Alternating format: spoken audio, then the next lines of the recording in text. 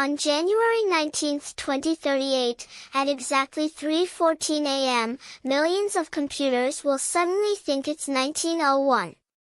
Not a glitch, not a maybe, a mathematical certainty baked into how machines have counted time for 50 years. Wait, 1901? Not 1970, not zero? That's the weird part, right? Because everyone knows computers start counting time at 1970. So how do we leap backward to before the Wright brothers even flew? Exactly. And to understand why, you have to understand one of the most quietly important numbers in all of computing, the Unix timestamp. It's the heartbeat under almost everything you touch. So let's rewind. Why 1970? Why did the entire computing world agree that time itself begins on January 1, 1970? Because in the early 1970s, engineers at Bell Labs building Unix needed a simple way to store time. And simple meant, pick a starting point, then just count the seconds since then. One number. That's it. And the starting point they chose, midnight, January 1, 1970, got a name. The epoch. Time zero. Everything before it is negative, everything after is positive. I love how casual that decision was. They basically said, 1970's a nice round recent year, let's start there. And that arbitrary choice now underpins the internet, your phone, banks, power grids. Right, so think about what that means. Right now, this very second, your computer doesn't store the date and time the way you read it. Under the hood it's just a giant count of seconds since 1970. As of today that number is over 1.7 billion. 1.7 billion seconds have ticked by since the epoch, and your machine has faithfully counted every single one. And that's genuinely elegant. Storing time as one integer is fast, tiny, and time zone proof. It's the same number everywhere on Earth. But here's where the trap springs. The trap being, they had to decide how big that number was allowed to get. And back then, memory was absurdly expensive. So they used a 32-bit signed integer. 4 bytes. And that's the whole story. Let's unpack that, because 32-bit signed integer is the villain of this entire episode. A 32-bit number has 32 little on-off switches. That gives you a fixed ceiling of how high you can count. And because it's signed, meaning it can go negative for dates before 1970, one of those bits gets spent on the plus or minus sign. That leaves you 31 bits for the actual count. 31 bits maxes out at exactly 2,147,483,647. That's the largest number of seconds this system can ever hold. About 2.1 billion. And if you count 2.1 billion seconds forward from 1970, you land right on it, January 19, 2038, at 3:14 and 7 seconds in the morning, Universal Time. So what happens at 3 hours 14 minutes and 8 seconds? The counter tries to add one more second. But there's no more room.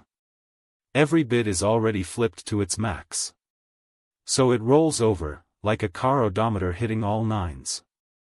And because that top bit is the sign bit, when it flips, the number doesn't just reset to 0, it flips to the most negative value possible. Suddenly the count of seconds is deeply negative. And a hugely negative second count means a date decades before the epoch. The math spits out December 13, 1901. That's your 1901. The computer doesn't crash, it confidently believes it's the turn of the last century. And that's what makes it dangerous. It's not an error message. The system keeps running, just with catastrophically wrong time. Imagine a system calculating interest, or checking if a security certificate has expired. A certificate that's valid becomes expired for 137 years. A scheduled backup thinks it already ran. A database sorts records into nonsense. Time is the invisible dependency behind everything, and it just broke silently. Now people hear this and go, relax, it's Y2K all over again, big scare, nothing happened. But this is fundamentally different, and here's the key distinction.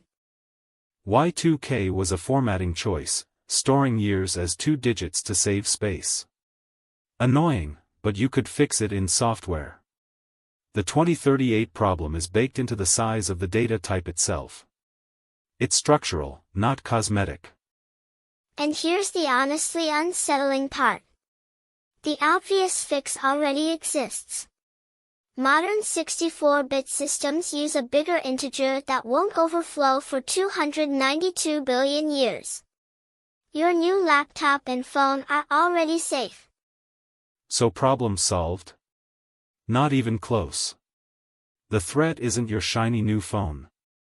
It's the machines nobody ever touches. Industrial controllers, medical devices, embedded chips in cars, factory equipment, power infrastructure. Systems that were installed in the 2000s, welded into a wall, still running 32-bit code, with no update path and no one who remembers how they work. That's where 2038 lives.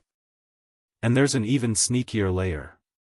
Even 64-bit software can secretly store a timestamp in a 32-bit database column, or send it over a network in a 32-bit format. The bug can hide inside modern systems. Which is exactly why some systems will fail early. Anything that calculates future dates, a 30-year mortgage, a long-term reservation, an expiration decades out, is already reaching past 2038 today. There've already been real incidents. Systems doing forward date math have thrown errors when they tried to represent a moment beyond that 2038 ceiling. The future is arriving before the deadline. So the real lesson here isn't, the world ends in 2038. It's that every shortcut we take today becomes someone's emergency tomorrow. A 4-byte decision from 1970 is a bill still coming due. And that's the beautiful, terrifying thing about software. Code doesn't age like we do, it just waits. That one assumption from 50 years ago is patiently sitting there, counting down, 1 second at a time.